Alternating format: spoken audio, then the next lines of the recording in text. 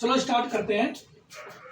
Calculate the mole fraction of C6H6 benzene in a solution containing 30% of mass in CCl4 tetrachloro benzene.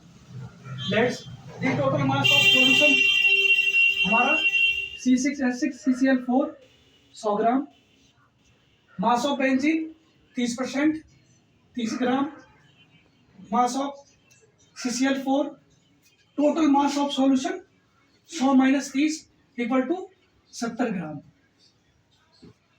सबसे पहले हमें देखना है solution. सबसे पहले देखना है हमें solution, small amount large amount. Small amount हमारा 30 ग्राम और लार्ज अमाउंट हमारा 70 ग्राम। टोटल सॉल्यूशन हमारा हो गया बच्चों 100 ग्राम। अब जो हमारा स्मॉल और लार्ज, जो स्मॉल क्वांटिटी होती है वो हमारा सॉल्यूट होता है, जो हमारी लार्ज क्वांटिटी होती है वो हमारा सॉल्वेंट होता है, और टोटल हमारा होता है सॉल्यूशन। अब इस क्वेश्चन के अंदर हमें 30% बाय मास निकालना है, मोलर मास। तो सबसे पहले हम क्या करेंगे, मोलर मास निकालेंगे बेंजीन का। बेंजीन का मोलर मास हमने निकाल दिया 78 ग्राम। फॉर्मूला हमारा minus benzene, actual mass of benzene, molar mass of benzene. X बराबर C6H6 30 ग्राम स्मॉल अमाउंट बटे में 78 ग्राम इक्वल टू 0.385 मोल।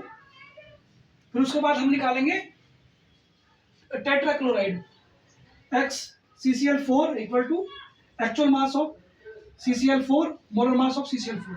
फिर हम CCl4 का मोलर मास निकालेंगे जो हमारा आएगा 154। फिर इसका जो हमारा स्मॉल अमाउंट है वो हमारा 70 ग्राम है सॉल्वेंट।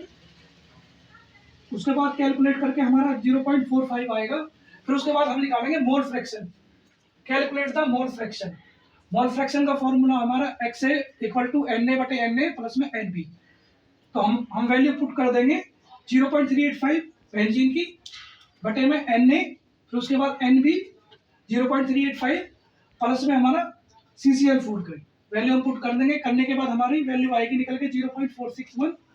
फिर हम इसमें बेंजीन की वो निकालेंगे, और ये हमारा फॉर्मूला है। निकालने के बाद 1 से माइनस कर देंगे तो हमारी वैल्यू निकल के ये आ जाएगी।